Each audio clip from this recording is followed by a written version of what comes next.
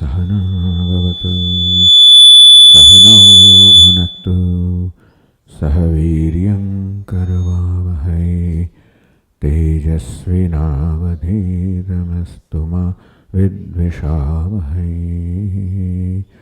ॐ शान्ति शान्ति शान्तिः। ॐ पूर्णमदः पूर्णमिदं पूर्णात् पूर्णमुदच्यते पूर्णस्य पूर्णमादाय पूर्णमेवावशिष्यते।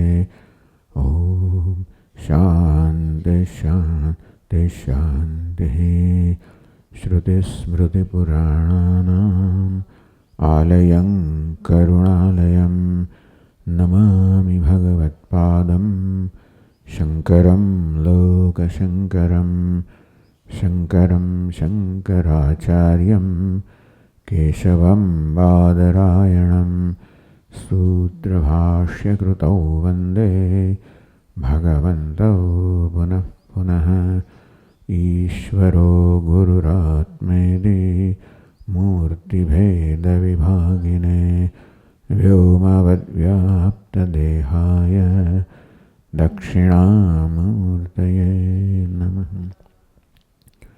ॐ पार्थाय प्रतिबोधितां भगवता नारायणेन स्वयं व्यासेन ग्रथितां पुराणमुनिना मध्ये महाभारतम् अद्वैतामृतवर्षिणीं भगवतीम् अष्टादशाध्यायिनीम् अम्ब त्वामनुसन्दधामि भगवद्गीते भवद्वेषिणीम्। यं ब्रह्मा वरुणेन्द्ररुद्रमरुतः स्तुन्वन्ति दिव्यैस्तवैः वेदैः साङ्गपदक्रमोपनिषदैः गायन्ति यं सामगाः ध्यानावस्थिततद्गतेन मनसा पश्यन्ति यं योगिनः यस्यान्तन्न विदुःसुरगणाः देवाय तस्मै नमः। श्रीभगवानुवाच इदं शरीरं कौन्तेय क्षेत्रमित्यभिधीयते एतद्यो वेत्ति तं प्राहुः क्षेत्रज्ञ इति तद्विदः। क्षेत्रज्ञं चापि मां विद्धि सर्वक्षेत्रेषु भारत। क्षेत्रक्षेत्रज्ञयोर्ज्ञानम् यत्तज्ज्ञानं मतं मम।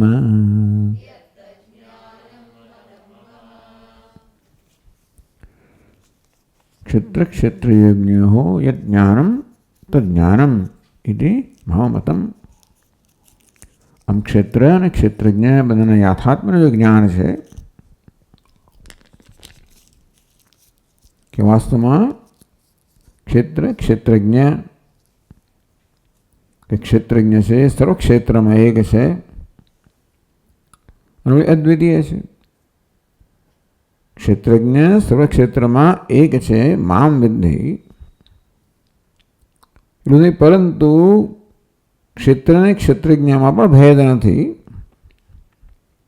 ક્ષેત્ર ક્ષેત્રજ્ઞ કરતાં ભિન્ન નથી. અધ્યારોપિત છે, મિથ્યા છે, સત્ય નથી. અર્થાત ક્ષેત્રજ્ઞ સ્વયં ક્ષેત્ર ભાસી રહ્યો છે એવું અર્થ થાય. એ દ્રષ્ટિએ જે દ્રષ્ટા છે, દૃશ્ય છે, દર્શન છે, વાસ્તવમાં એક જ છે, એક જ અધિષ્ઠાન સ્વરૂપે ભાસી રહ્યું છે. આ ઉત્તમ આ દર્શન છે અને એ જ સાચું દર્શન છે. એ જ જ્ઞાન છે જે મુક્ત કરનારું જ્ઞાન છે. બધા પ્રકારના દ્વૈત ભેદભાવથી મુક્ત કરનારું જ્ઞાન. જ્યાં સપાટી પર જે ભાસી રહ્યું છે, નામરૂપ છે, એને જેટલી વધારે સત્યતા આપવામાં આવે એટલો ભેદભાવ વધારે, જેવું દુનિયામાં જોઈએ છે આપણે.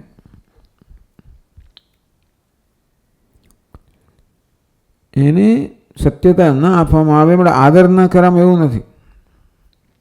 લોકો એમ માને છે કે આ ભેદભાવને કે નામ સત્યતા નહીં આપે તો આદર નહીં રહે, એવું નથી. કેવી રીતે જે આપણને અસમાનતા, વિવિધતા ભાસે છે એનો પણ આદર થાય. હ્યુમન રાઇટ્સ સાથે જાણવું જોઈએ કે એ અંતતો ગત્વા આવો કોઈ ભેદ છે નહીં, અભેદમાંથી જ જન્મેલો છે. અને તેથી એ દ્રષ્ટિએ મારામાં ને એમનામાં કોઈ ભેદ નથી. ભલે વિચારમાં ભેદ હોય, ભલે વર્તનમાં ભેદ હોય, બધો ઘણો ભેદ હોય, પણ એ ભેદ કોઈ તો આત્મામાં ભેદ નથી કરતા, એ ભેદ સત્યમાં ભેદ નથી કરતા. અને તેથી એ ભેદને વ્યવહારમાં અપાવું જેટલું મહત્વ અપાય, એ જ પરમાર્થ છે. આ વસ્તુ ધ્યાનમાં નથી લેવામાં આવતી ત્યારે દુનિયાની અંદર ભેદભાવ એ જ મહત્વ છે અને તે સંઘર્ષ થવાનો જ છે. પછી એક પ્રકારની વિચારસરણી, બીજા પ્રકારની વિચારસરણી, એ પ્રકારનો ક્લેશ, સંઘર્ષ દુનિયાભરમાં ચાલે છે. આ બધું ભેદને અંતિમ સત્યતા આપવાને કારણે છે. જે આપણને ભેદ નથી એટલે જે એક સ્તરે ભાસી રહ્યો છે, એ ભાસે છે, તેથી એને ધ્યાનમાં રાખીને વ્યવહાર કરવામાં આવે છે. વ્યવહારમાં જે બધા મૂલ્યો આપણે શીખવામાં આવે છે એ બધા ભેદને ધ્યાનમાં રાખીને, ભેદને નો આદર કરીને પણ અભેદને ધ્યાનમાં રાખીને કરવામાં આવે છે. ઘણી વાર કહ્યું અમાનિત્વમ, અદંભિત્વમ, અહિંસા, શાંતિ, આ બધા મૂલ્યો અભેદ પર રચાયેલા છે. પણ કોઈ વર્તનને અમાનિત્વમ, અદંભિત્વમ કહેવામાં આવતું નથી. દરેક સંજોગોમાં અહિંસા, સત્ય, અસ્ત્ય કોને કહેવાય એ અર્થઘટન થવું જોઈએ. અર્થાત વ્યવહારમાં જે કે પ્રકારની વિવિધતા છે, વિષમતા છે, એને આદર આપીને પછી જે મૂળભૂત સત્ય છે એની એ વ્યવહાર, એ સંજોગોમાં એનો કેવી રીતે અમલ કરવો, આ રીતે આ પ્રકારે દરેક મૂલ્ય જે છે એમાં કર્તવ્ય પણ મૂલ્ય છે કે આ કરવું જોઈએ, આ કરવા યોગ્ય છે, મને ગમે કે ના વગેરે, what I like, what is right વગેરે, આ બધા મૂલ્ય છે. એ બધા પણ છેવટે બે વચ્ચે ઐક્ય છે ને એના પર રચાયેલા છે. આના વ્યક્તિ પ્રત્યે મારા પિતા, માતા પિતા જે હોય એ મારું કર્તવ્ય છે. મારે કંઈ ઘસાવવું પડે કે છોડવું પડે, જ્યાં સુધી પેલા મૂળભૂત ઐક્યનું આપણને જ્ઞાન નથી, સમજ નથી, ત્યાં સુધી આ વસ્તુ અઘરી છે. છતાંય પણ એનું કર્તવ્ય એટલે તવ્ય કે કરવું જોઈએ, મૂલ્ય છે. એમાં જે કર્તવ્ય છે વેઠવું, short term pain, long term gain, એ પ્રકારનું મને ખબર છે કે આ છેવટે જે મૂળભૂત ઐક્ય છે એ તરફ લઈ જનારું છે, એના માટે મને લોંગ ટર્મ ગેઇન કરનારું છે. ચાલો, પણ એટલે આ જ્ઞાન જે છે એ અભેદનું જ્ઞાન છે. એને ધ્યાનમાં રાખવામાં આવે તો જ દરેક વસ્તુનું યોગ્ય અર્થઘટન થઈ શકે. આ સંજોગમાં કેવી રીતે અમલ કરવો,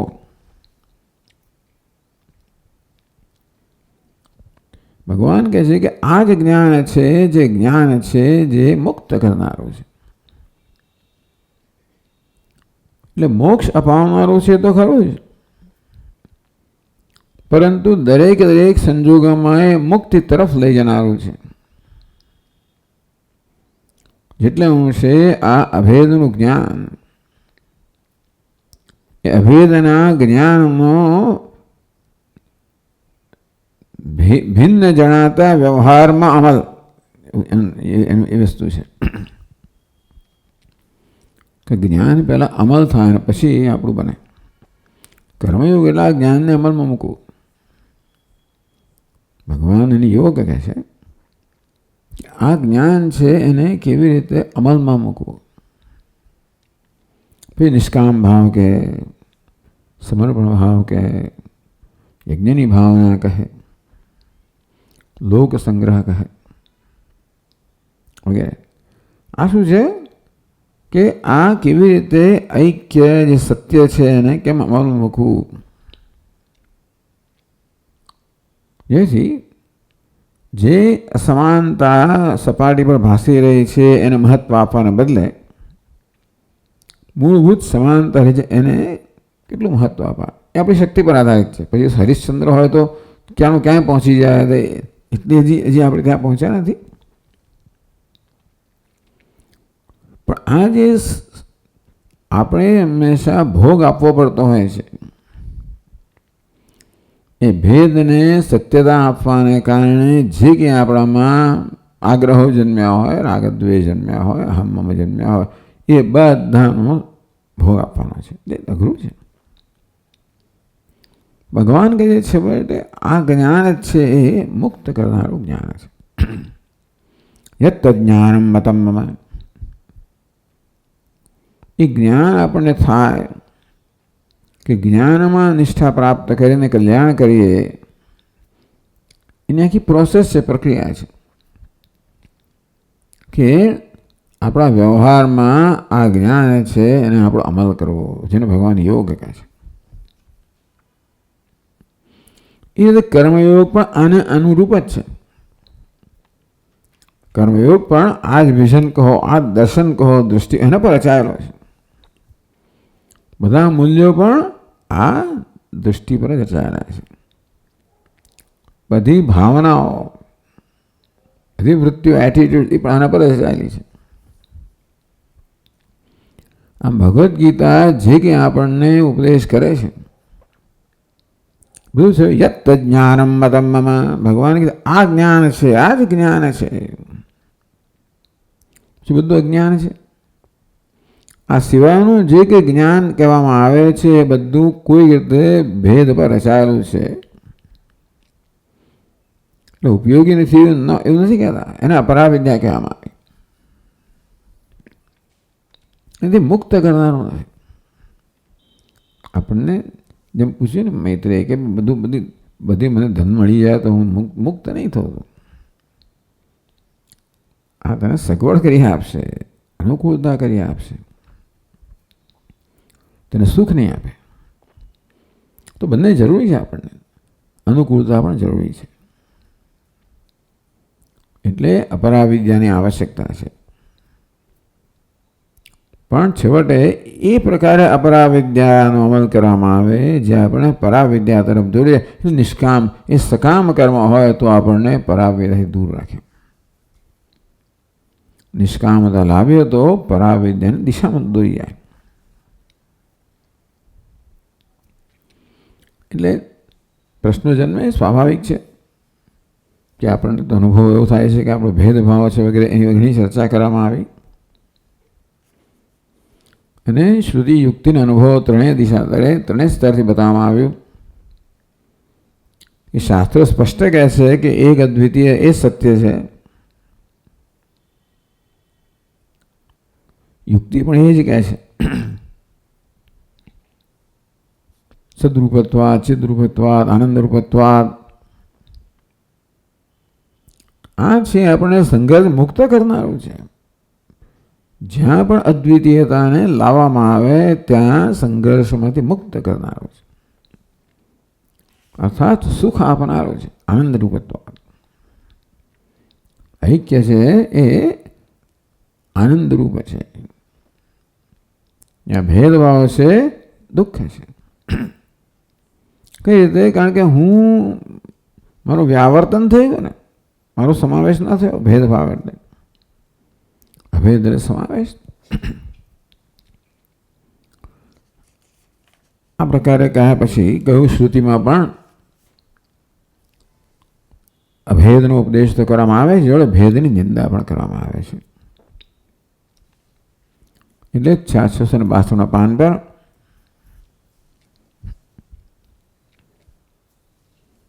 કહ્યું ચોથી તતઃ તયો અભેદ એવ સમ્યક વિજ્ઞાતવ્ય મુમુક્ષુભિ. તે કારણથી તયો જીવેશ્વરયો અભેદ એવ સમ્યક વિજ્ઞાતવ્ય મુમુક્ષુભિ. મુમુક્ષુએ જીવ અને ઈશ્વરના અભેદને સમ્યક વિજ્ઞાતવ્ય, યથાર્થ રીતે જાણવું જોઈએ કે હા, એક સ્તરે બધા પ્રકારની વિવિધતા છે, વિષમતા છે, વિરોધ છે. એટલે વેદાંત સમજાવે કે ભાઈ ઉપાધિના સ્તરે છે, વેશના સ્તરે છે, પણ અત્યારે વેશને સત્યતા આપવામાં આવે છે ને. આમ જેટલે હું છે વેશને, ઉપાધિને, અહંકારને, વ્યક્તિત્વને સત્યતા આપવામાં આવે એટલે હું છે આ ભેદનો વિરોધ થવાનો જ છે. સમ્યક વિજ્ઞાતવ્ય,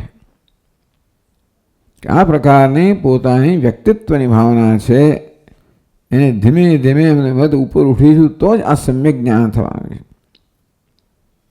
એટલે કર્મયોગ છે કે ભક્તિયોગ એ આ પ્રકારની વ્યક્તિત્વની ભાવના ધીમે ધીમે કેમ ઉપર ઉઠી શકીએ આપણે. મોક્ષ વહી મળે છે, મુમુક્ષુ છે, મોક્ષની ઈચ્છા ધરાવે છે. મેં જીવનમાં એક જ આ પ્રયોજન છે, મોક્ષ નામનું પ્રયોજન છે. એમણે તો આ જ જ્ઞાન સારી રીતે પ્રાપ્ત કરવું જોઈએ.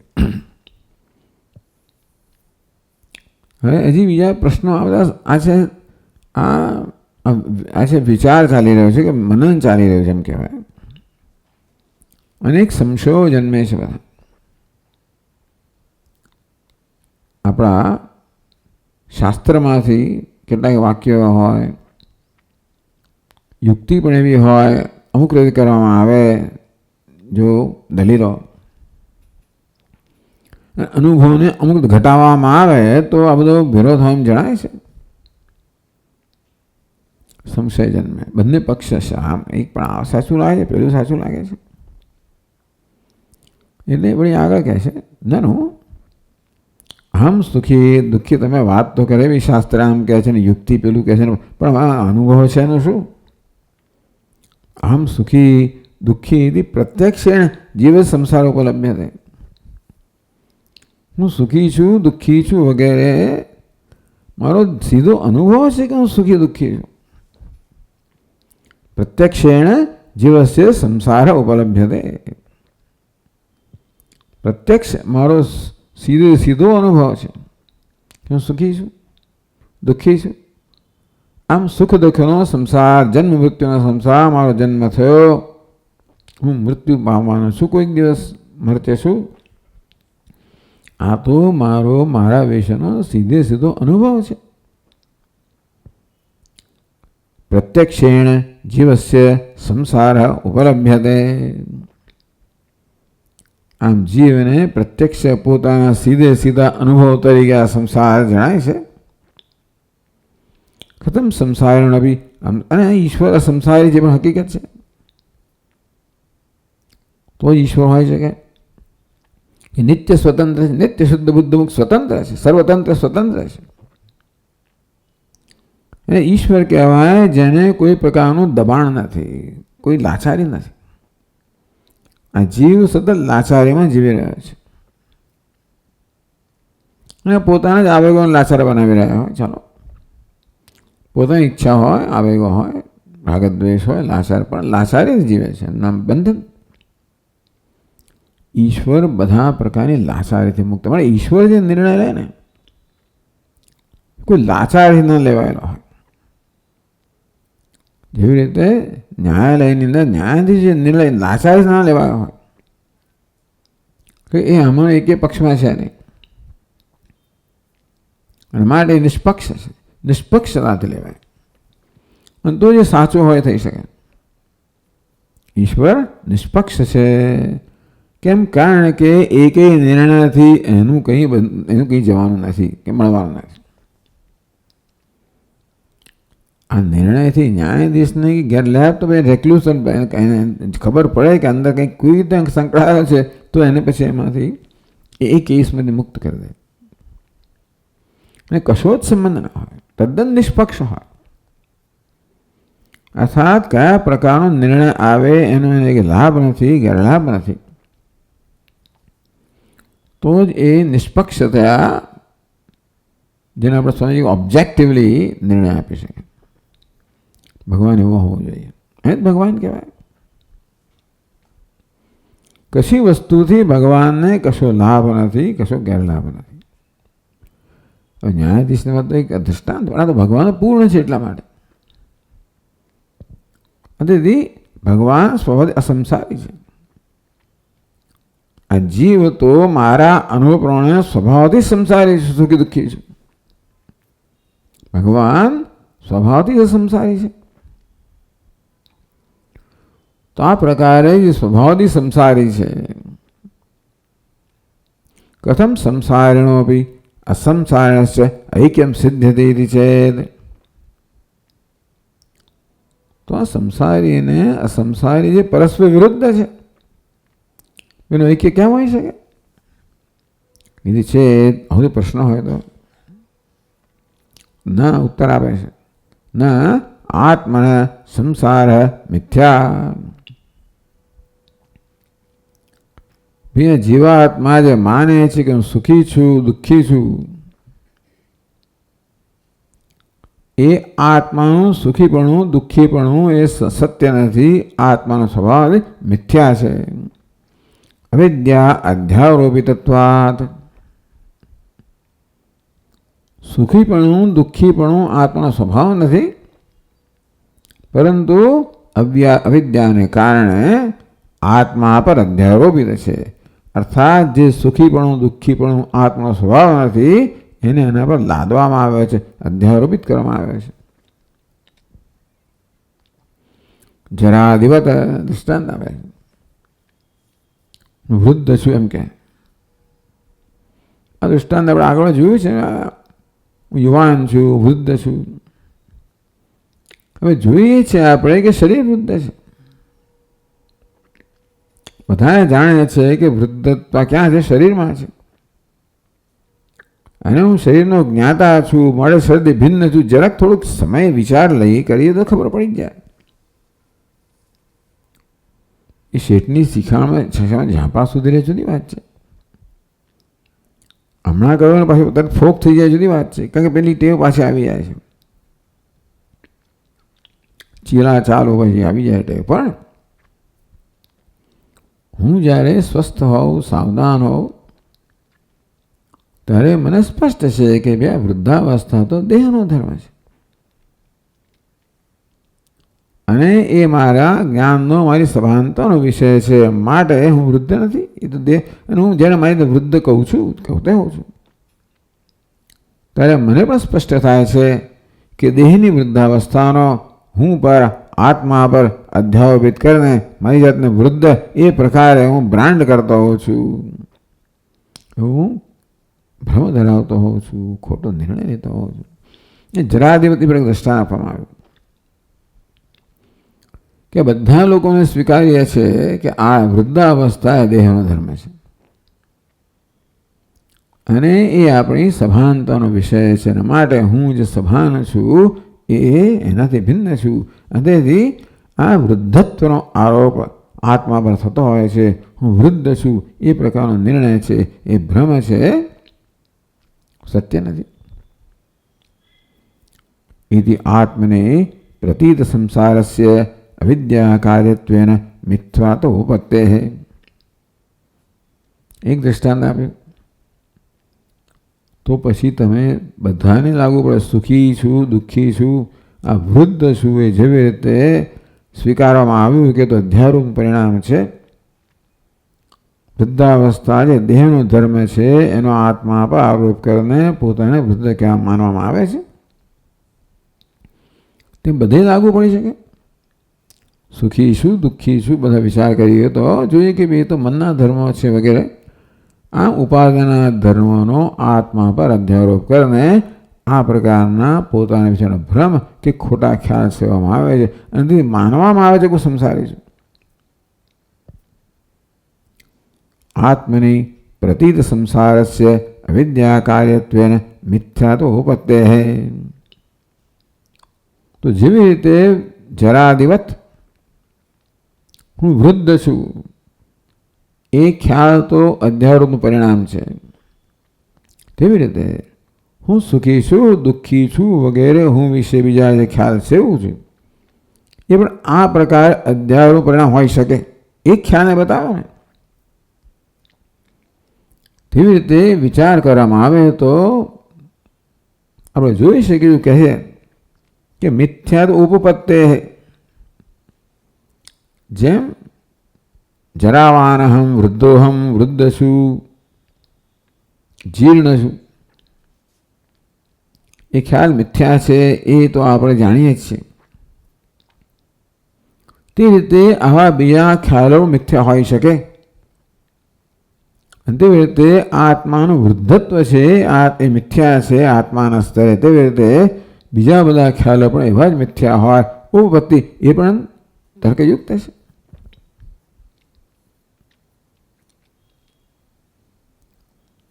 તો હવે આ માટેનું સમર્થન ક્યાંથી મેળવો છો તમે?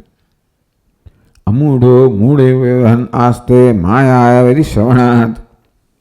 પાછું આવ્યું આપણું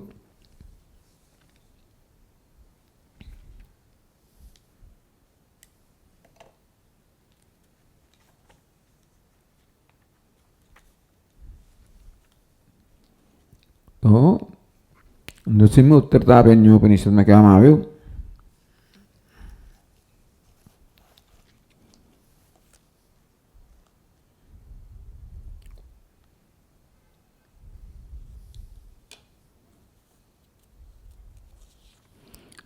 તો એ પૃષ્ઠમ તન નિગમયતિ.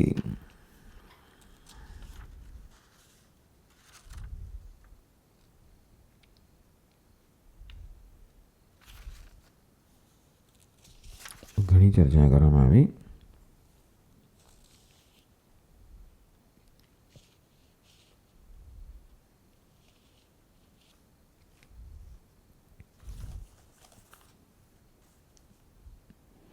સવા એષ ભૂતાની ઇન્દ્રિયાણી વિરાજમ દેવતા કોશાં ચ સૃષ્ટ્વા પ્રવિશ્ય. સર્જનનું વર્ણન કરે છે કે પરમાત્માએ ભૂતાની પંચીકૃત અપંચીકૃત ભૂતાની ઇન્દ્રિયાણી આ બધી ભાઈ સાંખ્યની જ પ્રક્રિયાઓ છે. ઇન્દ્રિયો વિરાજમ એટલે કે સમષ્ટિ સ્થૂળ શરીર અભિમાની દેવતા, દેવતા ભિન્ન ભિન્ન દેવતાઓ, ઇન્દ્રિયોના બધાના અધિષ્ઠાન દેવતાઓ, કોશાંશ છે આ પ્રત્યેગાત્માના સ્વરૂપને જાણે કે ઢાંકી દેનારા અન્નમય આદિ કોશ છે. બધું સૃષ્ટવા આ પ્રકારે પરમાત્માએ આ બધાનું સર્જન કર્યું. ચાલો તત્સૃષ્ટવા આ બધા સર્જનનું વર્ણન કરવામાં આવ્યું. આ પ્રકારનું સર્જન છે એ આ સૃષ્ટિને ઉત્પન્ન કરીને પ્રવિશ્ય ઉત્પાદ્ય સ્વેન રૂપેણ સર્વત્ર પ્રવિષ્ટોપી સુઉત્પાદિતેષુ પ્રવિશ્ય. પ્રવિશ્ય કહેવામાં આવ્યું ખરું. આ પ્રકારે આ જગતનું સર્જન કરીને ખરેખર પ્રવિષ્ટ હતો. તો કેવું છે કે એમ કહે કે આકાશે આ ઘડાઓ વગેરેનું સર્જન કર્યું અને પછી આ ઘડામાં પ્રવેશ કર્યો. આકાશ ન હોય તો ગ્રહનું સર્જન કેમ થઈ શકે? ખરેખર તો પ્રવિષ્ટ બી આકાશ ખરેખર પ્રવિષ્ટ જ હતું, છતાંય પણ ઘડાનું સર્જન કરીને જાણે કે આકાશે ઘડામાં પ્રવેશ કર્યો. અર્થાત એણે ઘડામાં અહમભાવ ધારણ કર્યો અને તેથી હું ઘટાકાશ છું એ પ્રકારના ભ્રમનો ઉદ્ભવ થયો. એટલે આવો ભ્રમ આપણે સેવીએ છીએ. કેમ જન્મે એ માટે આવી કથા કહેવામાં આવી. આકાશ આવો ભ્રમ સેવી રહ્યો છે કે ઘટાકાશ હું ઘટાકાશ છું. થયું કેવી રીતે? એની કથા કહેવામાં આવી. આકાશ ઘડાના સર્જન પહેલા પણ વિદ્યમાન હતું. ઘડાના સર્જન પછી એવું નથી કે આકાશ ઘડામાં નથી, છતાં જાણે કે પ્રવેશ કર્યો. સ્વેન રૂપેણ સર્વત્ર પ્રવિષ્ટો બી. જેમ આકાશ પોતાના રૂપથી આ બધા જ ઘડામાં પ્રવિષ્ટ જ હતું. સુઉત્પાદેશ પ્રવિશ્ય, જાણે કે પોતે ઉત્પન્ન કરેલા ઘટ વગેરેની અંદર પ્રવેશ કરીને પછી અહીંયા આવે અમૂઢ મૂળ વ્યવહરન આસ્તે માયા એવ. સ્વયં અમૂઢ છે, નિરાવૃતો બી. આકાશ સ્વયં કેવું છે? કોઈ ઘટત્વ વગેરેના બધા ધર્મોથી રહિત છે, છતાં પણ હું ઘટાકાશ છું એમ કરીને જાણે કે મૂઢ હોય. અવિવેક મૂઢ અવિવેક. તો તેવી રીતે જાણે મૂર્ખ હોય, અવિવેકી હોય, સંસારી હોય, એ પ્રકારે વ્યવહારન આસ્તે એ પ્રકારે પોતાનો શબ્દ એવો ખ્યાલ સેવે છે કે હું ઘટાકાશ છું. એટલે આ વસ્તુ તો હકીકત છે. ઘટાકાશ આકાશ પોતાને ઘટાકાશ માને છે. જેવી રીતે પરમાત્મા પોતાને જીવાત્મા માને છે. આવું છે. એમ કેમ તો એની એવી કથા કહેવામાં આવી કે ભાઈ અમૂઢો બી મૂઢ એવા વ્યવહારન આસ્તે. એ સ્વયં અમૂઢ છે એટલે વિવેકી છે, મુક્ત છે. અમૂઢ એવા જાણે કે પોતે મૂઢ એવા જાણે પોતે અવિવેકી હોય, ગાળો હોય. ડાયો છે પણ ગાળો હોય એમ વર્તે છે. ભગવાન ડાયો છે પણ ગાળો હોય એમ વર્તે છે. સ્વ અતિરિક્ત વિશ્વોત્પત્તિ લીલામ કુરુન વર્તતે એવો વર્તતે. ભગવાનને ગાળો તો ના જ કહેવાય ને. એટલે કહેશે કે ભાઈ પોતે વિશ્વ જાણે પોતાના કરતા ભિન્ન હોય એ પ્રકાર ઉત્પત્તિની લીલા કરે છે અને એ પ્રકાર લીલા કહેવામાં આવી. અને સમજાવવું કેમ? કેવી રીતે પરમાત્મા અનંત છે, પોતાને આ પ્રકારે અલ્પ માને એ બને? એ કેવી રીતે બને? એવું છે. કેમ છે? કારણ કે ઉપનિષદ સ્પષ્ટ કહે છે તત્વમસી અહમ બ્રહ્માસ્મિ. એટલે હું બ્રહ્મ છું તો હકીકત જ છે. છતાં પણ મારી જેને જીવ માનું છું એ પણ મારા માટે અત્યારે અનુભવ છે. ચાલો એનો અનુભવ કહો. તદ્દન વિપરીત વસ્તુ કેમ હોઈ શકે? જે પૂર્ણ છે પોતાને અપૂર્ણ માને કેવી રીતે? ભલે એ વસ્તુ લોજિકલ તર્કયુક્ત હોય કે આ છે એ વસ્તુ. એટલે પછી વેદાંતી લોકો આ પ્રકારના ભ્રમને સમજાવવા માટે આખી પ્રક્રિયા ઊભી કરી કે અવિદ્યા છે, ફલાણું છે, ઢીકડું છે, અધ્યારોપ છે, ને પ્રવેશ કરો. આ બધું ઉપનિષદ આ બધી પ્રક્રિયા ઊભી કરી. હું કહું છું એવું માનવાનો સવાલ કથા જ છે બધી. કહે છે ને સ્વ અતિરિક્ત વિશ્વોત્પત્ત્યાદ લીલામ કુરુન વર્તતે વર્તતે. સ્વ અતિરિક્ત વિશ્વ. આ વિશ્વ જેવી આકાશ સર્જે, આ ઘટ વગેરે જાણે કે પોતે ભિન્ન હોય. અરે ભાઈ આકાશ તો વ્યાપ્ત જ છે ઘટમાં. ઘટનું જે પરિવર્તન પરિણામ છે આકાશનું પરિણામ ઘટ છે ને. આકાશ અગ્નિ જળ પૃથ્વી વગેરે દ્વારા. અચ્છા, આકાશ જાણે કે પોતાના કરતા ભિન્ન કોઈ ઘડા વગેરેના સર્જન કરે છે. પ્રવેશેલું છે તોય જાણે કે પ્રવેશ કરે છે. એટલે અહમભાવ સેવે છે. આમ લીલામ કુરુન વર્તતે ઇવ વર્તતે. તો ભગવાન ખરેખર ગાળો થઈ ગયો? તો ના, ગાળો હોય એમ વર્તે છે. એ તો ડાયો થાય જ નહીં. ભગવાન ગાંડો થઈ નથી ગયો. મૂઢ એવો વર્તતે છે ડાયો, પરંતુ જાણે કે ગાળો હોય એમ વર્તે છે. એને લીલા કહેવામાં આવી. જાણે કે નશો કર્યો હોય. એટલે કોઈક દાડો નશો ઉતરે ત્યારે વળી પાછું એને પોતાની વાસ્તવિકતાનું ભાન થાય એ પ્રકારની સંભાવના છે. નહીં તો ગાળો થઈ જ ગયો, એ જીવ બની જ ગયો તો કોઈ સંભાવના નથી. એટલે કહે છે માયા એવ નતું વસ્તુતઃ, માત્ર માયાથી જ આ પ્રકારે પોતે અમૂળ છે, ડાયો છે, તો એ મૂળ હોય, મૂરખ હોય એમ વર્તી રહ્યો છે. તો પછી એને માટે કંઈક સેવિંગ ગ્રેસ છે. એટલે એને માટે સંભાવના છે કે ક્યારેક ડાયો થાય. એનો પરિવર્તન આવી ગયું હોત, એ વિશ્વ બની ગયો હોત તો કોઈ સંભાવના નથી. એટલે એટલો બધો આપણને એટલો બધો પ્રત્યક્ષ કે તાદૃશ કહો કે એટલો સમીપવર્તી અનુભવ છે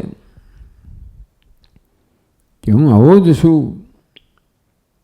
અપરોક્ષ અનુભવ છે મને, એના પરોક્ષ કે હું જીવાત્મા છું, સુખી દુઃખી છું. અને છતાં પણ એ મારા પણ સત્યતા નથી. આ વેદાંત કહે છે. કેમ કે કારણ કે ઉપનિષદ કહે છે તું બ્રહ્મ છે, એ સત્ય છે. એને પ્રમાણભૂત ગણીએ તો આપણા જે ખ્યાલો છે પ્રમાણભૂત નથી, એટલે ભ્રમ છે. તો કેમ ભ્રમ જન્મે? એના માટે આ કથા કહેવામાં આવે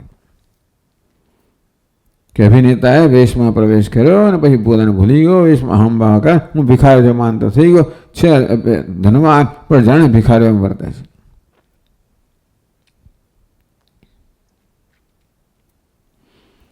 એટલે ઇતિ શ્રવણાત આત્મા સ્વયં અસંસારી એવ સન્ન અવિદ્યા સંસારી એવ પ્રતીયતે.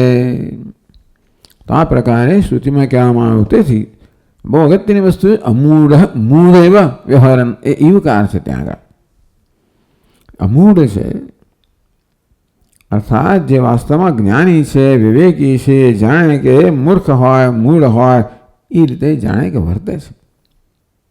કેમ? માયા એવ, પોતાની માયાથી. માયાને પણ બે સ્તર કહેવામાં આવ્યા. ઈશ્વર માયાથી આ પ્રકારનું સર્જન કરે છે અને જાણે પોતે જ માયાને વશ થઈ જાય છે અને તેથી જાણતો નથી, અને અવિદ્યા કહેવામાં આવી. એટલે આ બધું છે ને આપણને આ સમજી શકીએ માટે પછી એને માય મછીને અવિદ્યાને માય એટલી બધી ચર્ચાઓ કરી કરીને એવા ગ્રંથો લખીને આપણે ગાંડા થઈ ગયા આ બધાની અંદર. અને હું એની કંઈ અનાદર નથી કરતો, પણ ટૂંકમાં આ સમજાવવા માટેના પ્રક્રિયા જ છે. ભાઈ શંકરાચાર્ય મારે આમ કહ્યું, પેલા એટલું બધું ચાલે બધું કે આપણે આ બધું સાચું થઈ જાય આપણા માટે. કહેવાનું એ છે ને કે આ પ્રક્રિયા છે સીધી સાદી.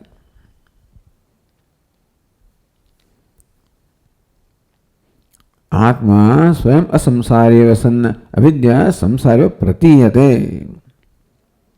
આત્મા સ્વયં અસંસારી છે, સ્વરૂપથી પણ જાણે કે સંસાર્યો પ્રતીત થાય છે.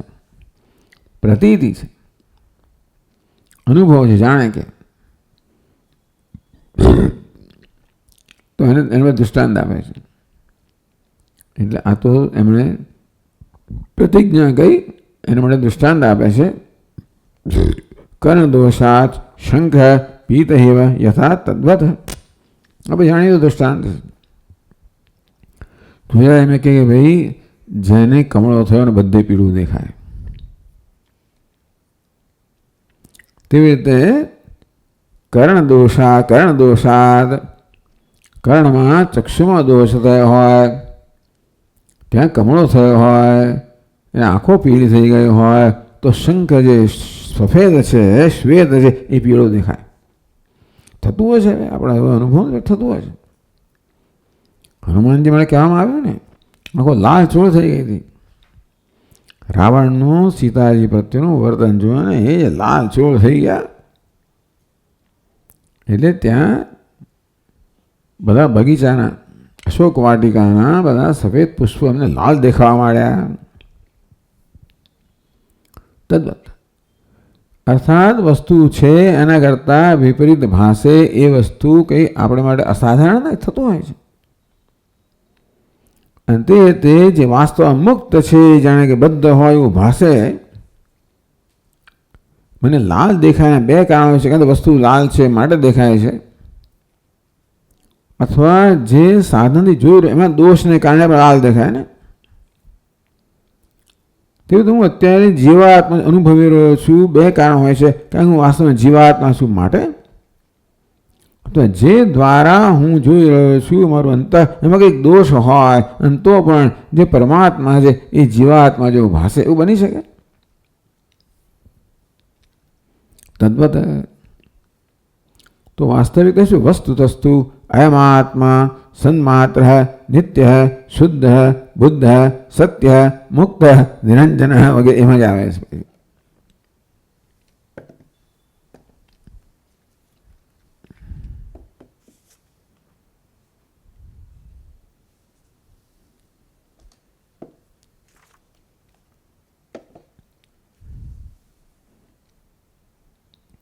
સિદ્ધાંતો એટલે આ તો કહેશે અહીંયા આગળ, એવં કલ્પના હેતુ માયા શશ વિષાણવત અવસ્તુત્વાદ.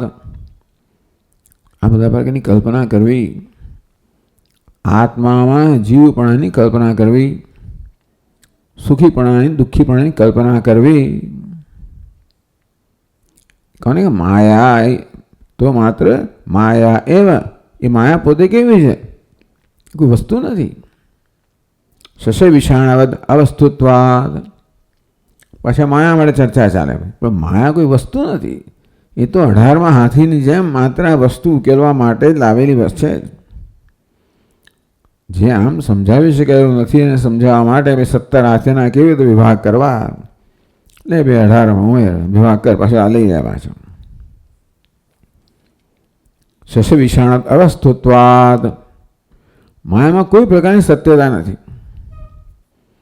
તત્કાર્ય કલ્પના આવી સ્વકારણ તુલ્યત્વ. તેથી આ માયામાંથી જે વસ્તુ ઉત્પન્ન થઈ એ પણ જે માયામાં કોઈ સત્યતા નથી, એમ એમાં જન્મેલા વસ્તુમાં તો કે જગતમાં બધામાં એવી કોઈ સત્યતા નથી. યદિ દુક્તમ અનુક્તમ ચેત સર્વમ યદિ પ્રસક્તમ તદિ અત્યંત અભાવરૂપમ યદિ. સિદ્ધાંતો અધ્યાત્મશાસ્ત્રાણામ સર્વાપહ્નવ એવ હિ. અધ્યાત્મશાસ્ત્રનો સિદ્ધાંત એ છે કે બધી વસ્તુ અપહ્નવ એટલે છેવટે બધી છુપાઈ જાય, બધાનો અભાવ. ન વિદ્યાસ્તિ નો માયા શાંતમ બ્રહ્મ ઇદમ અક્લમમ. અહીં કોઈ અવિદ્યા નથી અને માયા પણ નથી. જે છે શાંતમ બ્રહ્મમ ઇદમ અક્લમમ. કોઈ ક્રમ વગરનો, ક્લેશ વગરનો, ખેદ વગરનો આનંદ સ્વરૂપ બ્રહ્મ છે, શાંત. કોઈ પ્રકારની અશાંતિ વગરનો, ખેદ વગરનો, ક્ષોભ વગરનો બ્રહ્મ એક માત્ર છે. કે માયા નથી, અવિદ્યા પણ નથી. આ માયા અવિદ્યા વગેરે બધું પ્રક્રિયાઓ જે છે આપણને જીવનને સમજાવવા માટે કહેવામાં આવે. એમનો માયામાં કોઈ વસ્તુ છે પાછી. માયા અવિદ્યા અજ્ઞાન વિશ્વભાવાંતઃકરણાદય બ્રહ્માતિરિક્ત પર્યાયા હિ અત્યંત અભાવરૂપિણ. બ્રહ્મ સિવાયની કશી વસ્તુને ક્યારેક માયા કહેવામાં આવે, અવિદ્યા કહેવામાં આવે, અજ્ઞાન કહેવામાં આવે વગેરે વગેરે. બ્રહ્મથી અન્ય જે કશી વસ્તુને કહેવામાં આવે છે અત્યંત અભાવ, એ છે જ એનું હોવા પણ જ નથી. આ બધું તે શ્રુતે છે, ક્યાં ભણાશે તો. પરમાક્ષરોક્તે યસ્માદ તસ્માદ એટલે કહે છે. એટલે અહીં આગળ કહેવામાં વસ્તુ તસ્તુ અદ્વય એવ અયમાત્મા. અદ્વય એવ અયમાત્મા. આત્મા અદ્વય છે, એટલે કે પોતાના સિવાય કશી જ વસ્તુ નથી. અદ્વયનો અર્થ એ છે કે આત્મા સિવાય કશું જ નથી. એમની માયાભાઈ જુદી છે, અવિદ્યા જુદી છે, આ જુદી કઈ તદ્દન અભાવરૂપ છે. અપહ્નવ. આ માયા કહો, અવિદ્યા કહો, એને કારણે માયા જન્મેલી ઉપાધિ જે બધું અભાવરૂપ જ છે. કોઈ પણ રીતે બ્રહ્મમાં, આત્મામાં કોઈ પ્રકારનો ભેદભાવ કે ન્યૂનતા લાવતી નથી.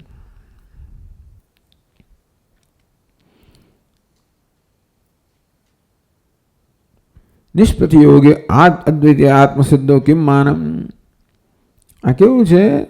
એકમેવ અદ્વિતીયમ. એક એટલે પ્રતિયોગી સાથેનું એક નહીં, કે બીજું એક નહીં, તો કે બીજા વગરનો એક છે. સન્માત્ર એ સન્માત્ર છે જેમાં અસતનો અભાવ છે. સન્માત્ર અસદ અન્યત જે છે સત છે, બાકી બધું અભાવરૂપ છે. પણ સન્માત્ર હમણાં સત બની ગયો હોય તો કે નિત્ય હવાપણું સન્માત્ર સતપણું એનો આગંતુક નથી, સ્વભાવ છે, નિત્ય છે. પ્રચ્યુદુપલક્ષિત સત્તા વૈરલ્યાત પારમાર્થિક નિત્ય માત્ર છે, પારમાર્થિક નિત્ય છે. તથા શુદ્ધ તુલા વિદ્યા વૈરલ્યાત શુદ્ધ અશુદ્ધિ બનાવનારી માયા હોત, અવિદ્યા હોત તો કંઈક અશુદ્ધ થઈ ગયો હોત, એવું કશું છે જ નહીં, માટે નિત્ય શુદ્ધ છે. જડ અવિદ્યા યોગ તો જડત્વમ સ્યાત. પણ અવિદ્યા જળ છે, એના યોગને સાથે સંબંધ કારણે આત્મા જળ ના બની જાય તો કે નહીં, બુદ્ધ હતી. જે માયા જળ છે એને તો કોઈ પ્રકારનો સંબંધ હોય જ ના શકે, અને માટે માયામાં કોઈ જડતા માનીએ તો પણ આત્માને કોઈ સ્પર્શ ના હોય.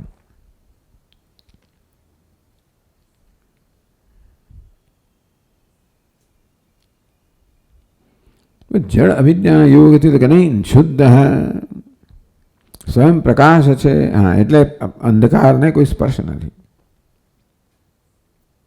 શુદ્ધ બુદ્ધ મુક્ત. પોતાની અવિદ્યાને કારણે બંધાતો કે નહીં, મુક્ત. અવિદ્યા વગેરેથી કોઈ રીતે બંધાયેલો નથી. નિરંજન કે પોતાની ભિન્ન કશું હોય તો ને, અંજન એટલે અશુદ્ધિ. પરમાત્મા નિત્ય શુદ્ધ છે, અને અન્ય કશું હોય તો અશુદ્ધિ હોય, એવું કશું છે જ નહીં, માટે નિત્ય શુદ્ધ નિરંજન. અંજનથી અશુદ્ધિથી મલિનતાથી હંમેશા રહિત. અદ્વયાનંદ અખંડ આનંદ રૂપત્વાદ. અદ્વય આનંદ અખંડ આનંદ. પરઃ સર્વસ્વાત પરસ્પરત્વે નિરતિશયત્વાદ. સરસ્માત સર્વથી પર છે, માટે એને ચઢિયાતું કશું જ નથી. પ્રત્યેક એક રસ તો પ્રત્યેક રસ અભિન્ન પરરસરૂપત્વાદ. પ્રત્યેક એક રસ. ટૂંકમાં પ્રત્યેક સિવાય બીજો કોઈ પ્રકારનો રસ નથી. આ પ્રકારે આ ઉત્તરતાપની ઉપનિષદમાં આ પ્રકારે નિરૂપણ કરવામાં આવ્યું. શ્રવણાત કહે છે ટીકાકાર, નિત્ય શુદ્ધ બુદ્ધ મુક્ત સ્વભાવ એવ ભવતી. આ પ્રકારે શાસ્ત્ર કહે છે. ટૂંકમાં આ આપણા માટે પ્રમાણ છે. ઉપનિષદને પ્રમાણ ગણીને પછી આપણે આપણા જે ખ્યાલ હોય, જે કંઈ સમજ હોય, એ બધાને આપણે ચકાસીએ કે આ પ્રકારના બેસિસથી આને આધાર લઈને પછી આપણે જોઈએ કે આપણે જે કે માનીએ છીએ બધું માત્ર ભ્રમ જ છે.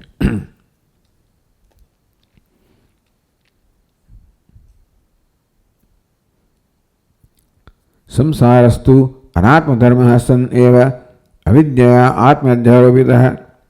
એ જ કહું, સંસાર જેને કહેવામાં આવ્યો એટલે સુખિત્વ દુઃખિત્વ વગેરે ભેદભાવ કહો, આ બધી વસ્તુઓ છે એ અનાત્મ ધર્મ, એ તો ઉપાધિનો ધર્મ છે. અવિદ્યા આત્મને અધ્યારોપિત. તો સુખ દુઃખ વગેરે ક્યાં છે? ઉપાધિમાં છે. અવિદ્યાને કારણે આત્માને સુખ દુઃખી માનવામાં આવે છે. એ જ વસ્તુ કહે છે પીતિમાં શંખેવ ચક્ષુર્ધર્મ.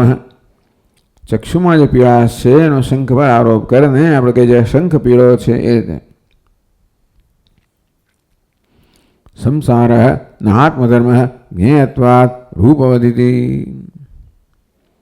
આ સંસાર છે, સુખ દુઃખ છે, એ આત્માનો ધર્મ ના હોઈ શકે. એટલે ભગવાને પણ આ બધું કયું ક્ષેત્રની અંદર આ બધાનું પણ અહીંયા ઈચ્છા દ્વેષ સુખમ દુઃખમ સંઘાતસ ચેતના ધૃતિ એતત ક્ષેત્રમ. એટલે આ બધું છે જેને સંસાર કહેવામાં આવે તો એ તો અનાત્મ ધર્મ છે. જ્ઞેયત્વાદ અનાત્માનો ધર્મ ક્ષેત્ર છે. કેમ? જ્ઞેયત્વાદ જ્ઞાનનો વિષય છે. રૂપવત જેમ રૂપ રંગ છે એ આપણા જ્ઞાનના વિષય છે, આપણા અનાત્માનો ધર્મ છે, તેવી રીતે આ બધો સંસાર જેને કહેવામાં આવે ઈચ્છા, દ્વેષ, સુખ, દુઃખ બધા જ્ઞેય છે, દૃશ્ય છે, જ્ઞાનના વિષય છે, સભાનતાના વિષય, પણ અનાત્માનો ધર્મ છે, આત્માના ધર્મ નથી. इति संसारस्य अनात्मधर्मत्वं अवगम्यते न तो आत्मधर्मत्वम. આ પ્રકારે તમે કહો છો કે મારો અનુભવ છે કે હું સંસારી છું. એ અનુભવ છે કે ભ્રમ છે? અનુભવ થયો, મને અનેક સ્વામી દેખાય, અનુભવ છે કે ભ્રમ છે? એક રૂમમાં અનેક બધા અરીસાઓ જડેલા હોય અને અનેક પ્રકારના સ્વામી દેખાય એટલે મને તો 50 જણ ત્યાં દેખાય એટલે તો એ અનુભવ છે કે ભ્રમ છે? રજ્જુ સ્વરૂપે અનુભવ છે કે ભ્રમ છે? અંતે રીતે સુખી દુઃખીપણું આત્મામાં અનુભવ છે, ભ્રમ છે? ભ્રમ છે. સુખ દુઃખ તો આપણા જ્ઞાનના વિષયો છે ને. સુખને હું જાણું છું, દુઃખને જાણું છું, આ બધી વસ્તુને જાણું છું. કેમ? કારણ કે ઉપાધિના અંતઃકરણના ધર્મ છે. માટે પછી એને જાણવા છતાંય પણ અધ્યારોપ કરીને સુખી દુઃખી મારી જાતને હું હવે તો કહેતો હોઉં એ જુદી વાત છે. એ સંસારસ્ય અનાત્મધર્મત્વ અવગમ્યતે ન તો આત્મધર્મત્વમ. આ પ્રકારે વિચારીએ. આપણે જેને અનુભવ કહીએ છીએ, આપણે જેને પ્રત્યક્ષ કહીએ છીએ, અને એ રીતે જેને આધારે આપણે નિર્ણય કરીએ છીએ કે આપણે સંસારી છીએ, એ નિર્ણયને, એ ખ્યાલને આપણે ખરેખર વિચારની, વિવેકની, તર્કની, યુક્તિની કસોટીએ ચડાવીએ તો સ્પષ્ટ થાય છે કે આ રીતે આત્મા વિશે ખ્યાલ સેવાનું મારી પાસે કોઈ પણ યુક્ત કોઈ કારણ નથી. એ માત્ર માની જ લેવાનું એટલે એને અધ્યારોપ કહેવામાં આવે. એના માટે કોઈ કારણ ના હોય.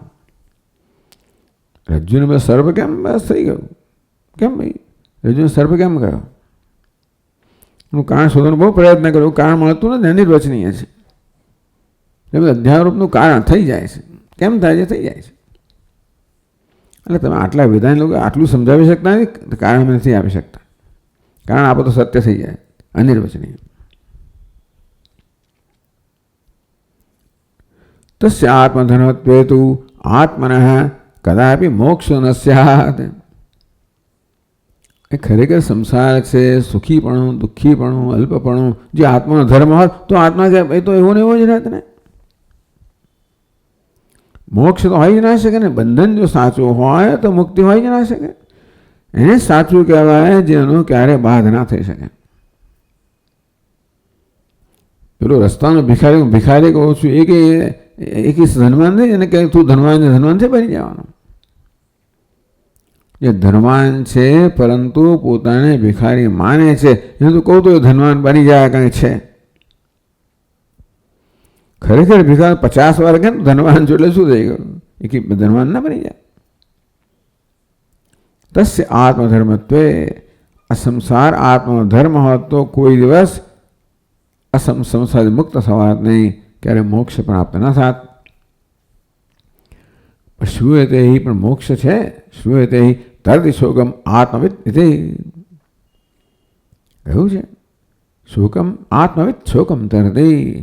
આત્માનું જ્ઞાન છે એ શોકને, સંસારને તરી જાય છે. અથવા સંસારને તરી જવાય છે, મોક્ષ પ્રાપ્ત થાય છે. વિમુક્તસ્ય વિમુચ્યતે. જે મુક્ત જે છે એ જ મુક્ત થાય છે. અત્યારે મુક્ત છે અને તેથી મુક્ત થાય. બ્રહ્મ એવસન બ્રહ્મ અપ્યેતિ. એવું નથી કે બ્રહ્મ બની જાય છે. બ્રહ્મ જે છે પરંતુ પોતે બ્રહ્મ નથી, બ્રહ્મ સેવે છે.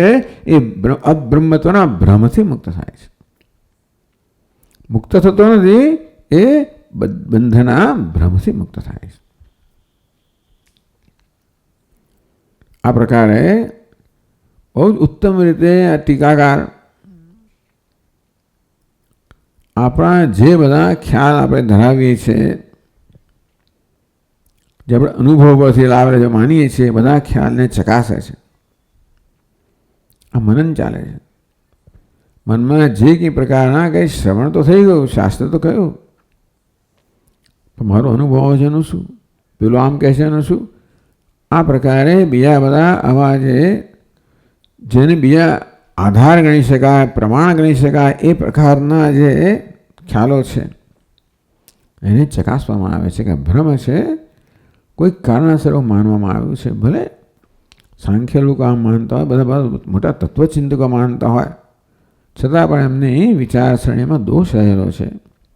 તેમ આપણા નિર્ણયમાં દોષ રહેલો છે. એ દોષ જ્યારે આપણને સ્પષ્ટ થાય ત્યારે સમજીએ કે આ તો મારી માન્યતા છે, આ હકીકત નથી. ઓમ પૂર્ણમદ પૂર્ણમિદમ પૂર્ણાત પૂર્ણમુદચ્યતે પૂર્ણસ્ય પૂર્ણમાદાય પૂર્ણમેવાવશિષ્યતે. ઓમ શાંતિ શાંતિ શાંતિ. શંકરમ શંકરાચાર્યમ કેશવમ બાદરાયણમ સૂત્રભાષ્યકૃતૌ વંદે ભગવन्तौ પુનઃ પુનઃ. ઈશ્વરો ગુરુરાત્મેતિ મૂર્તિભેદવિભાગિને વ્યોમવદ્વ્યાપ્તદેહાય દક્ષિણામૂર્તયે નમઃ. ઓમ શાંતિ શાંતિ શાંતિ. હરિ ઓમ. શ્રી ગુરુભ્યો નમઃ. હરિ ઓમ.